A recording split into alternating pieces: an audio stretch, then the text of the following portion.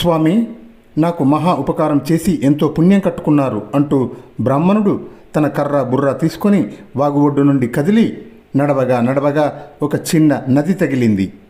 అది తప్పక గంగ అయి ఉంటుందని బ్రాహ్మడు ఎంతో సంతోషించి అందులో స్నానాలు చేస్తూ దాని ఒడ్డున కూర్చొని దైవధ్యానం చేసుకుంటూ మళ్ళీ 5 సంవత్సరాలు గడిపాడు. ఆ తర్వాత ఒకనాడు అటుగా ఒక కాపాలికుడు వెళుతూ బ్రాహ్మణ్ణి పలకరించి, ఊరు పేరు లేని ఈ నదీ తీరాన తపస్సు చేస్తూ 5 సంవత్సరాలు గడిపావా? ఎంత వెర్రివాడివి! ఈ పని గంగా తీరాన చేసినట్లయితే నీకు అంతులేని పుణ్యం వచ్చి ఉండునే అన్నాడు.